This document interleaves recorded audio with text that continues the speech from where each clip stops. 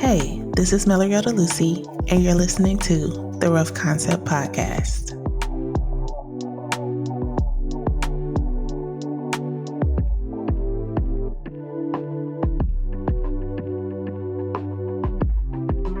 Let's get started. So, I know you've been moving around and traveling. Never have I ever. Congratulations on that. That's exciting.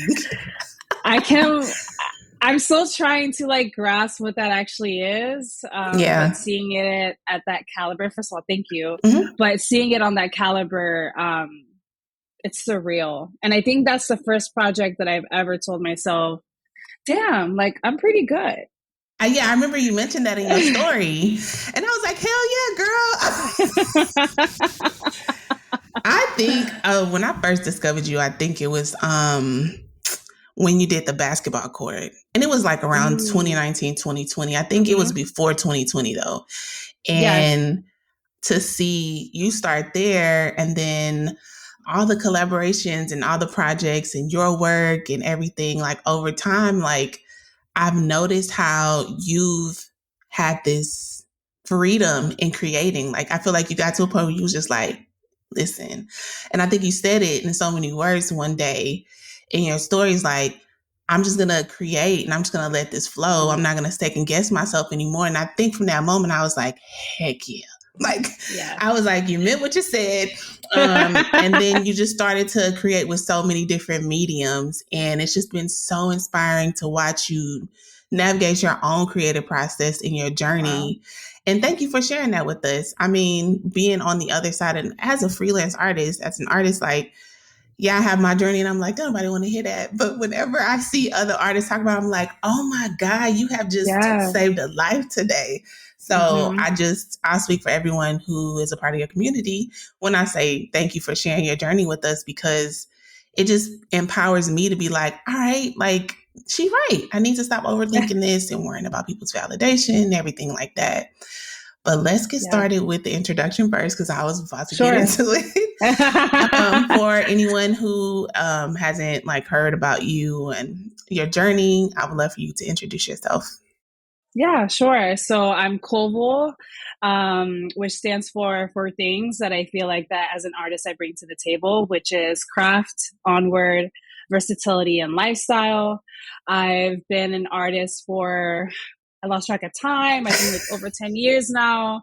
I've been freelancing, self-employed for 6 years of that. And I'm multidisciplinary, which is under the umbrella of all things, different mediums. So I paint, I draw, I do murals, I've done basketball courts, I've illustrated, I've art directed, I've done capsule collections. Anything that allows me to flex the creative wings, that's exactly what I'll go for. That's so cool. And where would you say this all started for you? I remember when I was in Miami, and at the time I was a fashion blogger, and one of my good friends at the time was like, I don't think you're utilizing your skill set to the utmost potential. And I was like, damn, I've been in the fashion scene for so long, and you're telling me that my skills are not being used to the biggest potential. Yeah. So I really did a lot of soul searching. I moved to North Platte, Nebraska for 9 months with my brother. I really sat down with myself and understood that I love storytelling. The core of everything that I do is to tell a story. But how could I translate all these stories that I have in my head? And when I think back on my life and I think about how I grew up in a very chaotic, creative household. You know, my parents were carpenters on South Beach. So a lot of the buildings that we see on Ocean Drive, they painted or they helped maintain. Wow. So I was always in that environment. Yeah. And I didn't connect it until my mid-20s, where I was oh, maybe art design is more my language. And that's how it all started. That's what's up. And to be in that environment, that's really, really cool. And I can see how that went right through to you. So I think that's super, super dope. I admire your space, and thank you. I loved whenever you started to put things together and design it and choose your lighting and everything and how you show it to us over time.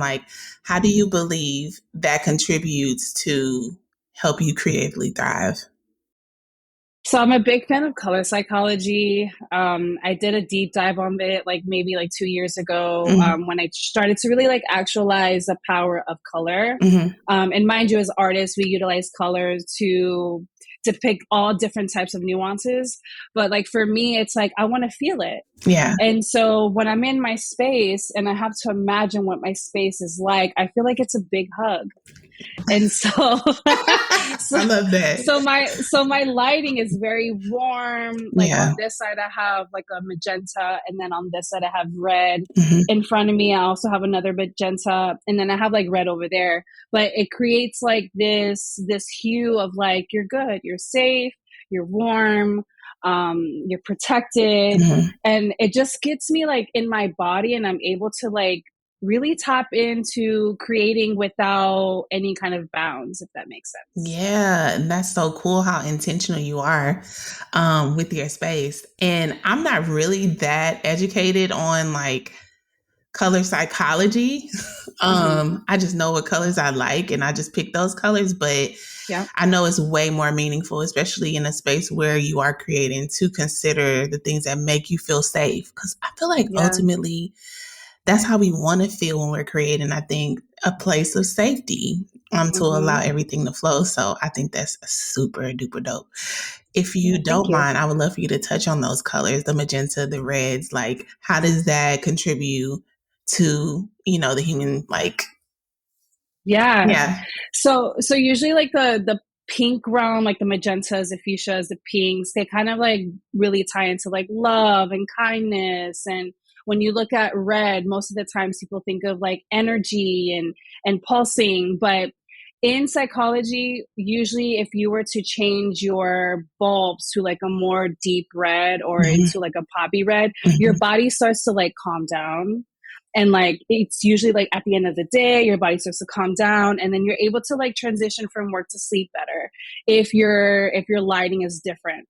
If I was to be under fluorescent lighting right now, I would constantly be energized and annoyed because it's Mm. like the lighting around me isn't really a conducive environment to be in, especially when you're working for long hours of a day. Yeah. So when you think of like fluorescent lighting, I already think about like offices that are like admin and things of that nature. But if they were to incorporate either magentas or reds, your body would start to feel at ease and calm. So like even though I create really energizing bodies of work, Mm-hmm. my body still needs to be at a level where it's like I'm calm, I'm cool, I, Yeah. I can I feel handle this that. workload. Yeah. Yeah. That's so cool. And I see those same colors in your work. So Yeah. that's dope. I love that so much. Love, love, love. Thank you. Let's get into the creative process. So, Mm-hmm. what does your typical creative process look like from the moment of like an experience, your idea that sparks your creative spirit to the final product? And it doesn't, I have to let everybody know, this could be just for you. It doesn't have to be for a project, Yeah. because I feel like with projects it's more technical unless like your client is fully aligned with like the things you believe in and you're passionate about it. So it's just kind of different.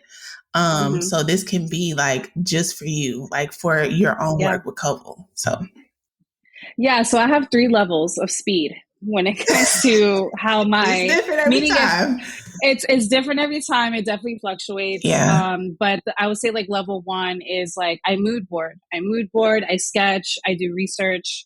I like to see what's on the market, what have brands done before, Mm-hmm. what have artists done before, because I'm trying not to like cross those paths at all. Right. So sometimes I go into like a very traditional prep where I'm mood boarding, sketching, ideating, and researching. Mm-hmm. My second level is sometimes I feel really confident where I can just dive in for that first draft.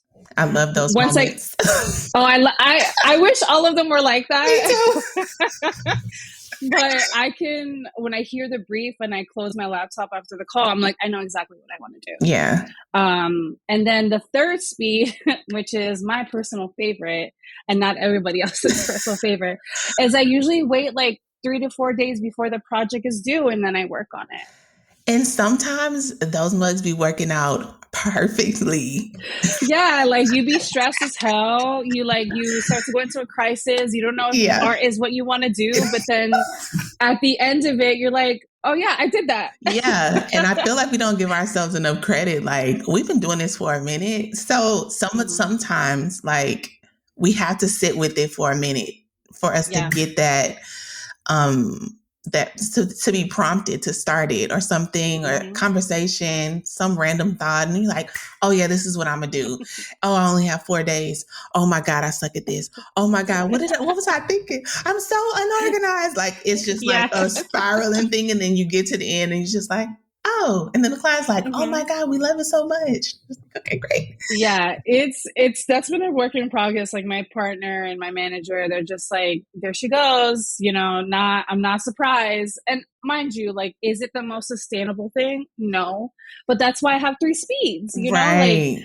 I have the options to really do it right every which way, Mhm. but at least I have my options. Right. And I love how you um put it into speeds, because another thing with this podcast, I want people to understand like your process doesn't have to look like anyone else's, first of all.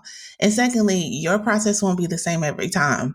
But just acknowledging that and like giving yourself that, the grace to kind of navigate each process differently. Hmm. Cause sometimes you'll hit it right on the mark. And I love those moments. They don't happen often, but when Yeah. they happen, I'll be No, like, no. yeah. And the kids will come in my room and I'll be like, you gotta go. Give me my husband's like, hey baby, I'd be like, I need a minute. Like I'm in the Hmm. zone. And it just looks different. It doesn't have to look the same. And Right. I feel like I even came into, working with brands and clients thinking that it should look the same way every time, or it should look like this, or I should be delivering Mm. it this way. And over time I've like realized what worked for me. But it's kind of freeing and it makes it better. It just makes it more Yeah. enjoyable. And that's when you create your best work. So I love how Yeah. you put it into speeds. Yeah, of Yeah. course. We're doing our best. So, and I feel like being an artist in today's society looks so different than it did maybe 10 years ago. So Yeah. it's like we as creatives and artists are really learning to have to adapt at quick speeds and trying to like pivot and figure out how to now translate our bodies of work into this algorithm. So it's like there's a lot of things that are changing. So I think our process needs to change with that Hmm. and be flexible, because if not, then we're just going to be butting heads between trying to execute an idea and then our creative process, and they need to marry each other. Yeah, I think it's a total rebel move to go at your own pace, regardless of Mm. like, social media. I mean, it does make it different for us now. Although it's really cool that people from around the world can see our work, there's this Yeah. pressure to keep producing and producing at a level that's just it's not sustainable, and it Hmm. can be crippling to us, to our creativity, our work, and all of that. So I think it's like to choose like this is the pace that I'm in, this is the lane that I'm in, Yeah. and show up for yourself in that way is contrary to what we're being told online to do. Like, Hmm. you need to show Yeah. up, you need to be doing this, you need to be blah, blah, blah, blah, put your work out there. And Yeah. it's just like, like I know, At your own speed. yeah. So it just helps with the total delivery. And I feel like the creative process it's a spiritual journey for me. Like, Mhm. and how I realize a lot about where I am, the season of life I'm in, the mental state that I'm in. So, do you ever feel that like over time, like you realize things whenever you're just creating and you like discover certain things about yourself? Hmm. Yeah, I mean, that's a reoccurring thing all the time. I feel like whether it's brand projects or if it's like my own work that I'm creating here in the studio, I think it's every opportunity I get to create, it's another opportunity for me to really explore myself and get to know myself. Because as artists, we're continuously evolving every single day. Like Yeah, whatever work I created yesterday, I don't think it would be the same today because I'm right. always evolving in that craft. So yeah, something that I learned about myself is that like, yeah, I am not a perfectionist and I don't believe in the idea of perfection. I think that my work is going to always evolve, and I'm okay with that. Like, I love the fact that I can look back 5 years ago. Would I show that? No. But I feel you. But I appreciate it, because I understand that, like, my intent then is the same intent as of today, just to continue to get better. Yeah. And I love knowing that about myself. That's what's up. I love that. Mm-hmm. So what would you say is your favorite part of the creative process, and why? Wow. I think it's that initial moment I get the idea. Mm-hmm. I love that, because it feels so new. It feels like building a relationship with someone for the very first time. You know, you get like that excitement, that eagerness to get to know that person. And that's how I see the idea, is like when I feel I have an idea, I'm like, I want to get to know this idea more. Mm-hmm. How can I figure it out? How mm-hmm. can I get this to paper or canvas? So that initial spark is like my favorite, because then that sets the tone for the rest of the project. Yeah, I love that too. Mm-hmm. I think the rough sketch too is like when I can mm-hmm. get really messy with the idea. And sometimes I'm like, I'm keeping these lines. Because I feel like it's the most genuine and like low-key pure part of it. It's not like refined and finished. It's mm-hmm. unrefined and still beautiful to me. A lot of the times that I'm like, I'm probably going to do like a rough sketch collection series, because it's just like my absolute favorite part. But how do you believe that caring for yourself and your creativity, and specifically your own like routines, or, you know, for instance, your lighting in your space, like what other ways do you take care of yourself and your mental health to contribute to your creativity?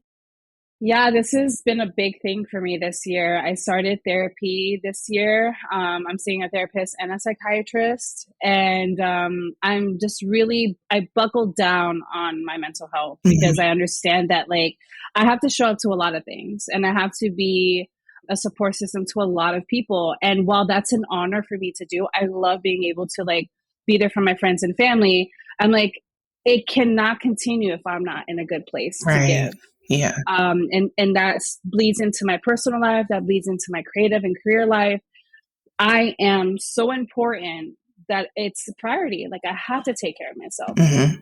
And so, yeah, being able to like start therapy and be open about that, but also seeing my support system, and seeing the work that I'm creating in the midst of all this healing, I'm like, yeah, it's almost as if they can't go without one another. Like, mm-hmm. I have to be healing and have to be creating at the same time. Yeah. I can't be doing all this healing without creating. It feels like the synergy between them two is very necessary. Mm-hmm. And it's just been nice to like be able to do work and know that I have a support system and a structure in place to continue this journey of healing in a very safe, loving environment. Mm-hmm. So yeah, I think it's buckling down on that really helped me shift my perspective this year. That's what's up. Yeah, therapy has definitely been...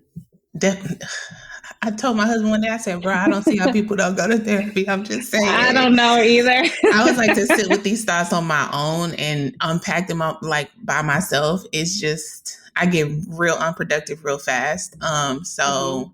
But I do appreciate you for sharing that with everyone. I mean, a lot of people are a little, you know, self-conscious to like share those parts of their lives, but I think it's really cool that you do that with your community. I think it's dope. So yeah, and I think it's part of the human experience. You know, mm-hmm. we've all to some capacity are suffering. We all to some capacity are going through something. Yeah. And I think it's naive for us to think that everyone's perfect, you know, like everyone is going through something. And I think the more we open up the conversations about that, the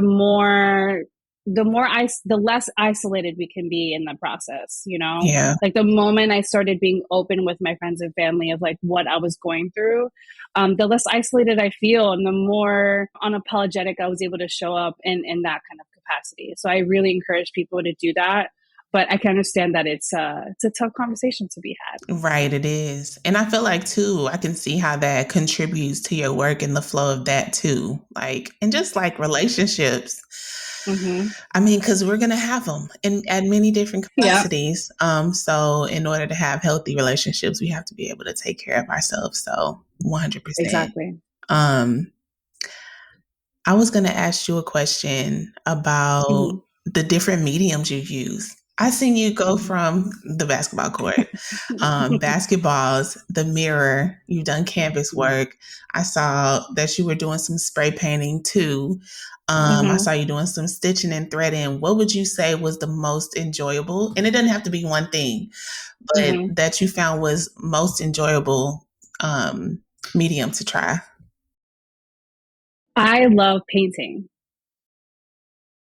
because I'm a digital girl, you know, like I started as being a digital artist, you know, so it's like I, at least for me, I'm like, I got really comfortable with the instant gratification of drawing on a tablet or an iPad or, you know, on my computer. Yeah. And you're able to like execute an idea a lot faster in the digital realm. With painting, it's like you got to pump the brakes a little bit and go slower because I paint with oil. So I have to take time between. Yeah. So like I have to do a layer of paint and then I have to wait some time for it to dry before I keep going. Yeah. So like this medium has really taught me patience in a very beautiful way. And I'm not in a rush to complete something. I literally just finished a painting that took me a month and a half. And in the video that I was recording, my hair went from blonde back to brunette. And I'm like, yeah, this is what it should look like. Yeah. Like working on your shit should look like it took you some time to do. Yeah. And in the midst of that, you're probably having 1,000 conversations and you're stepping back from the canvas and you're like, I don't like that. So you try to figure out how to fix it. Yeah. Yeah. It's definitely taught me to like slow down with my work. And I really love that. So painting has been like my favorite right now. Don't tell anybody I said that because I don't. My studio's like, she's playing favoritism. Yeah. Listen, oil painting is something else. Like, I think that's one of the mediums I'm like, bro, that'll definitely slow you down. But I feel like that's something that's needed too. You know what I'm saying? So I started with like watercolor and gouache and doing lettering and calligraphy and got into illustration. And that was around the same time I had my daughter. So I was like, dang, I can't be pulling out paint. Like I tried. I swear to God, I tried. And pulling out paint and all of that. So when I discovered that's when I got into digital art. And that was around like 2017. And I was like, oh my God, when you said instant gratification, I said, oh God, this is addicting.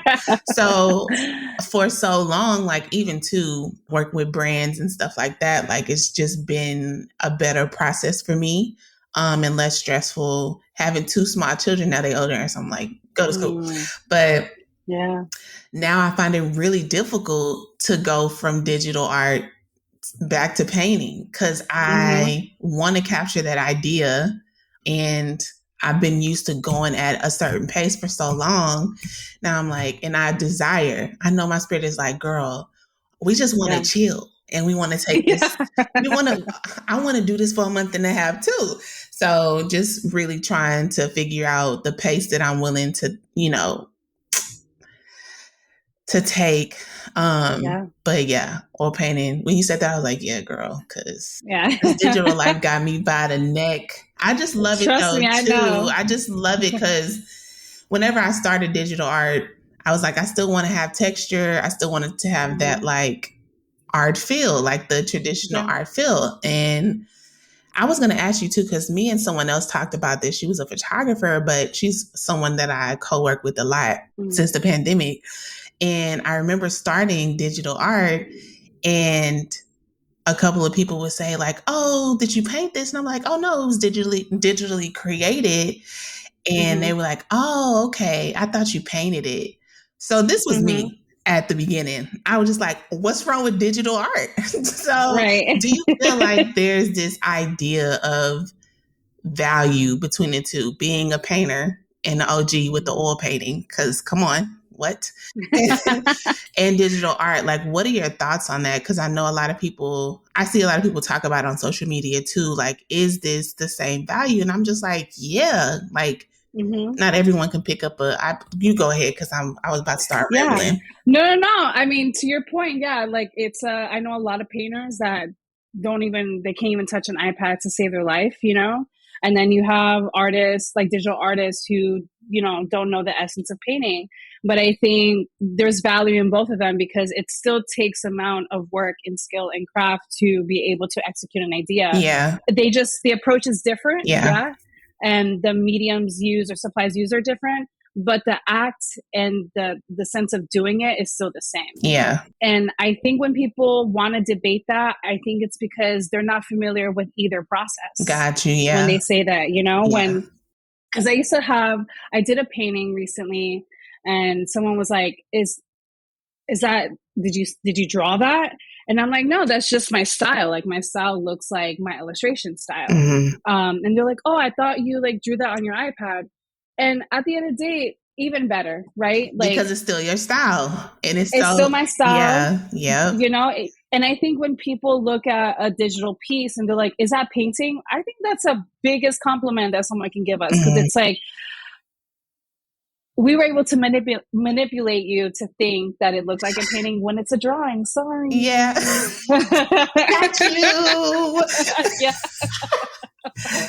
So I think that's a compliment, you know? Yeah. And I think at the end of the day, there is value in both. Yeah. I understand that both takes work. Yeah, very true. So if anyone's listening to this and you do digital art, don't second guess that. Right. Because a lot of people couldn't do it. Like one girl, I can't remember. She was like, oh, you just did that on your iPad? Let me see. I can probably do. No, you can't. No. You can't do it. You could probably get on here and draw, but you can't do this. So that was something I really struggled with, going from like traditional mediums to digital art. And I freaking love digital art. Like, I can do whatever I want, and I ain't got to run a Michaels. So, or I don't have to run up. Save your coins. Yeah, I don't have to run up the street to the art store. Like, I can try any texture and make it work. It just made my life easier. It just made creating more fun. And so I definitely wanted to touch on that, because I know you touch a lot of different mediums, but especially in this economy, like, come on. You know, save your coins. It's fine. Like, Michael's Blick right now got my pockets. Listen, okay? I can make some money. It's not cheap. Yeah. I can make money on the supplies that I have in this room. Like, it's ridiculous. Resell them at KZS value. Because everything, like almost everything I bought, it was like, what was it? 2020. Yeah, I think it was 2020, 2021. I was just buying up stuff like, I'm going to try this. I'm going to get into ceramics. I'm going to do all the things. So, but yeah, it's just been a beautiful like journey, and just learning a lot about myself and the work. So that's all fun. I love how passionate you are about Puerto Rico. And I really wanted you to share that with being a creative and holding space for things that matter to you, like subjects that matter to you, and how that can contribute to your work as well. So I would love for you to share that with us. Yeah. So I remember last year, PR was hit with another hurricane, and it happened to be around like Hispanic History Month. And I was getting booked for a decent amount of gigs, but I was like thinking, how can the support extend further outside of just Hispanic Heritage Month? So I literally pitched to all the brands that I was working with at the time. I'm like, I'm donating this much. Can you match me? And I feel like that was important to do, because most of these brands that I was talking to had no idea what was happening in PR. Right. And it was blowing my mind that like you're celebrating a community of Latinos and Hispanics, but you're not even aware of what's going down in my homeland.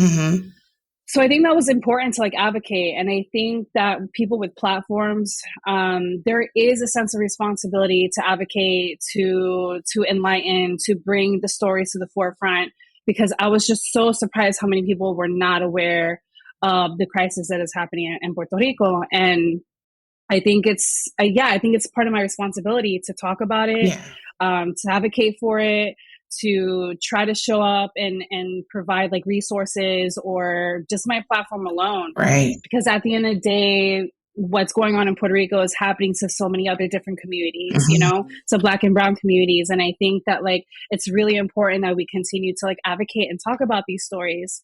So yeah, I just really felt, you know, PR is obviously in my heart. Mhm. It's my family, it's my history, it's my ancestry. Mhm. And if you have a platform, I think it's really important that we utilize that to the best of our ability.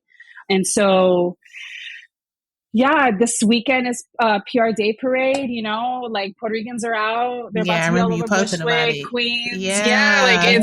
it's great. So it's like we're able to amplify the history of it here in New York, but also lend a light to what's going on the island. So it's been beautiful to see that kind of support kind of unravel. That's what's up. And I think using something that you love to do and that align with what you believe in and bringing light to what's going on, I think that's so much more powerful than a lot of the things we do with our craft. Mm-hmm. And I think that's the sauce too. Like you can use your art and as a tool to bring light to subjects and to topics that are important to you, that you truly care about and are passionate about. So I think that a lot more of us should be using it in that way. And over time, I feel like people will develop that, understanding, just trying to find our footing in that as well and our voice and, ebbs and flows, seasons, like in life experiences, you just learn more about life and yourself. So I think that the way that you do it is just so beautifully done. I didn't even know that you reached out to brands and told them like, match me. Like, oh yeah. That is as soon as I wrapped the projects, I was like, if you really want to continue to support me outside of this month, this would really mean this would mean so much to me if you can match me on my donation. And I was able to secure, I think out of the 4 or 5 brands I work with, I was able to secure 3 of them. And then I had an anonymous donation come in that matched me again. So I'm like, yeah, like this is what we need. Yeah. Like brands, I think some brands do operate at a very archaic level. And I think as artists or as creators, we have more power in terms of like the conversations that we have internally with them.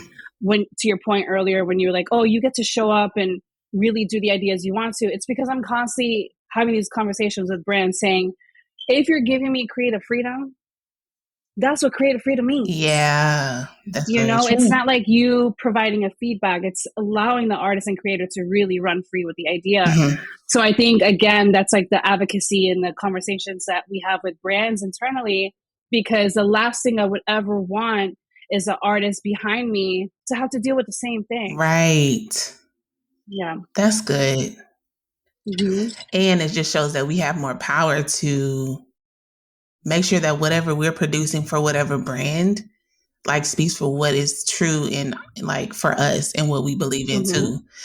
I think too with art and like, getting our exposure, working with brands, like being able to do this work, particularly for me, like whenever I started, I was like, especially if it's a brand that I wanted to work with, prompting them to do those types of things seems scary. And now it's just like, no, if I'm going to work with you, like we're kind of tied right now, like, and however long you're going to use my art, whatever the terms look like, we're connected. So I just think it's so important for us to be very intentional with who we work with and how we work with them, and to know that we have the power to really kind of steer it in a way. Like you came to me, you love my work, and there's a reason why.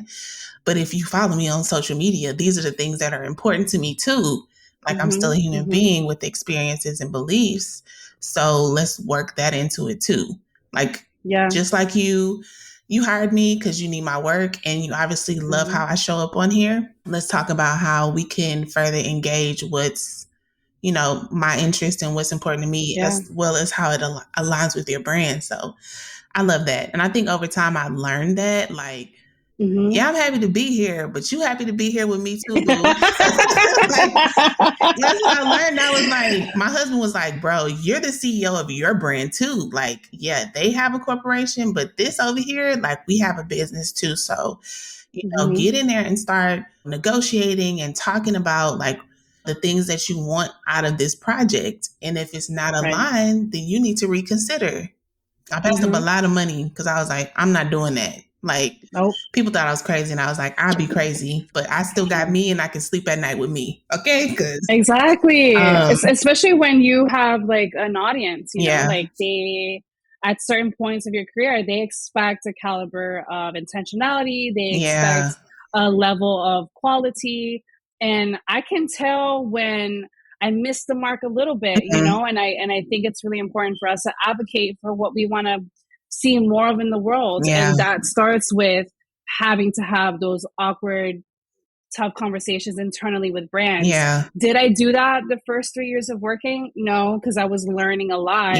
But enter the fourth year, fifth year, I was like, we're not going to play these games. This is what you mean. This is where I would like to meet you. And you can do it in a very kind, you know, open kind of way. It doesn't have to be like, you said, you know, like, I think we have a lot, I know we have a lot more power than we're left to think or believe. And I think in the society of today and what's happening with creators and artists and designers, you're starting to see a lot more of that advocacy happening behind closed doors. And the infrastructure starting to change a little bit. Like, one thing I don't believe in is there's no reason why a brand should own my work until the day I die. No, I don't like buyouts. That's gotta go. I don't like them at all, actually. I'm just like, oh God, because they can use it and do whatever and that's why contracts are so important. That's the technical side of this. But just to tap on it. But I feel you on that. Especially something that you created. I feel that 100%. That's when it gets to usage. I'm like, all right, let me go get mine. There's a time limit. Yes. We're gonna have to stop you right here. So but yeah, I love that you touched on that. I love that you're honest and you bring us into that process too. You know, like you bring us into what matters to you. And I think for me, it just prompts me to be more intentional with the things that I believe in, because there's a lot that I want to say, but I'm like, all right, Mel, let's reel it in, girl, because we can talk about what are the big things. And I think like with Black History Month and Juneteenth, like when I get those emails, I go to your resume.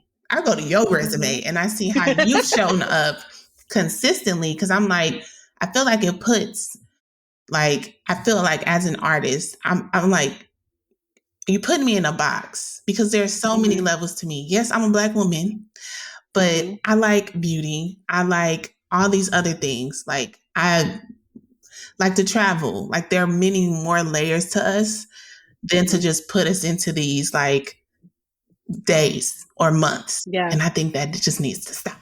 So like how can a brand or how can a company support people outside of this moment?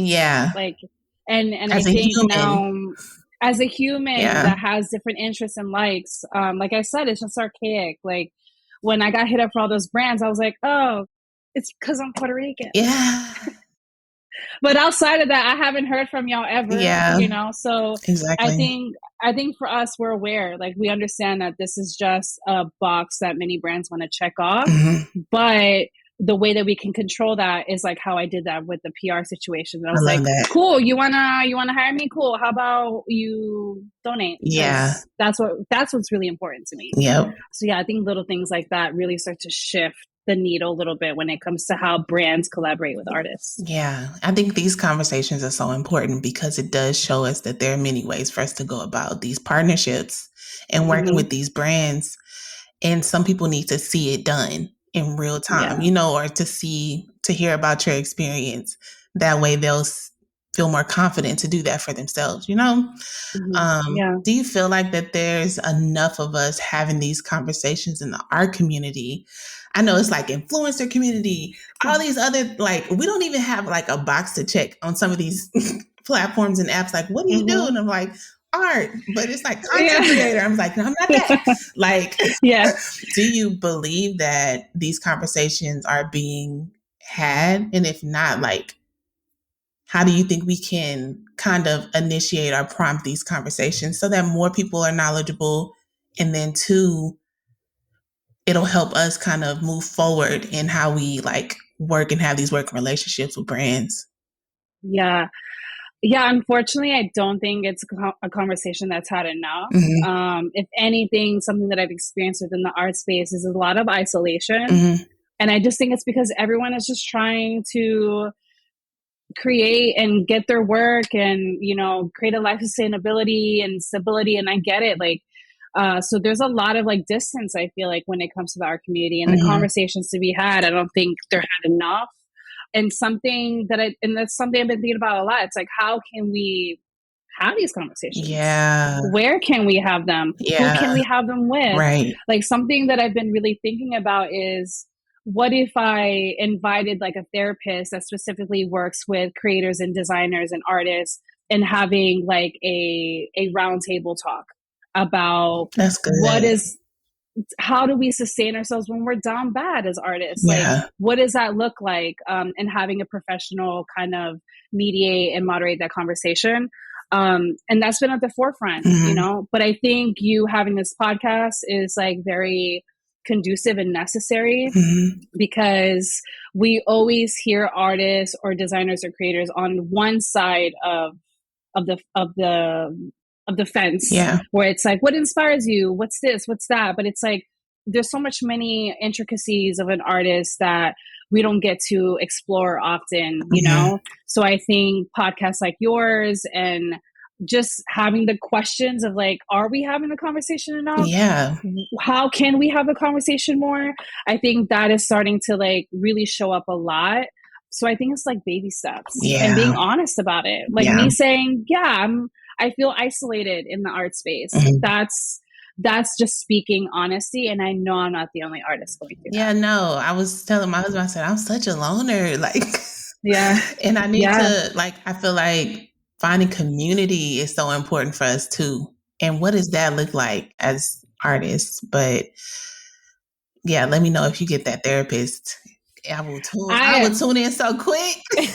Yeah, I think it's such a good idea. And I think that also like lends a lens to people that have this idea of what artists are and what they do. And because like, what are the tools I'm doing or reaching out to when I'm down bad with my mental health? How am I still showing up to work? Yeah. How am I creating still? So I would love to have that conversation with other artists, because once we can get it all on the table, we're going to start to understand that we have a lot of commonality within this space. And that's what I've learned. Like, you are, I think, the 6th or 7th person. And so many of us are on this journey, and in a lot of ways, a similar journey. And we just really have to start. Like, that's how all this started. Like, at first, it was just going to be a side note. Like, I'll start with my storytelling, and each episode is a stage of the creative process. So I'll start with the story of like my journey and how it unfolded into like me creating a piece. I'll get into like how I'm navigating the journey now with the current work that I'm working on that'll be released at the end of the season.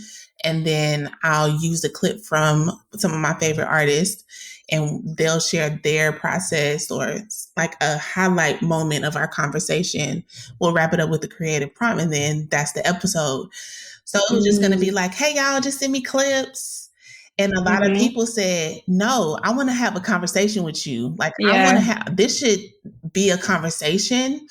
And I was like, you know what, you're right. And I did this human design test with one of my friends, and one of my biggest makeups is community. And I already felt like going into this podcast, I was like, I don't want to be the only one talking, because there's so many people that I follow that share their journey. Like, I feel like everyone should hear theirs too.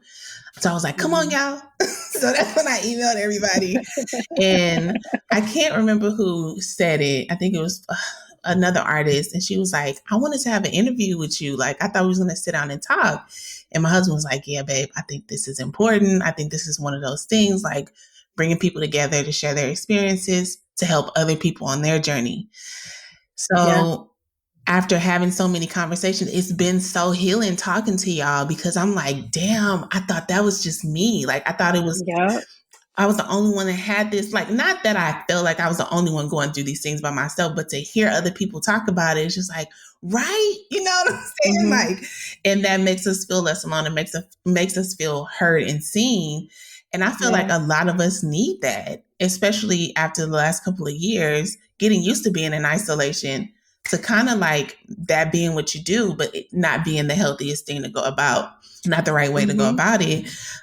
So yeah, I just think a lot of us coming together, which can be kind of scary. I know it is for me sometimes, and to have these uncomfortable but very much crucial conversations about the industry and about how we work with people.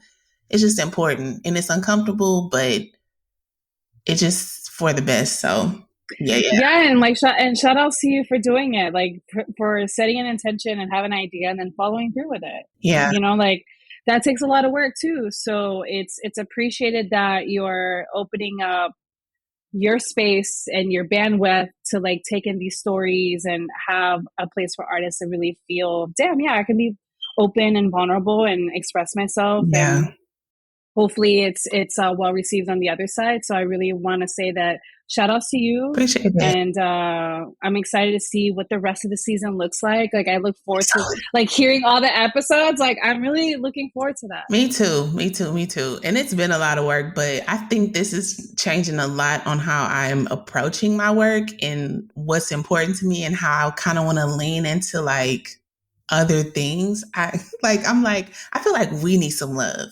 Like, creatives, we need love. We need tools. And we need things too, you know? So I was just like, oh, that was just this has been a part of that creative process, the inspiration to come up with other things and other ways that I feel like we can show up for and with each other in this community. So I think it's going to be dope, and I'm excited for you to hear. Last question, and I'm going to let you go.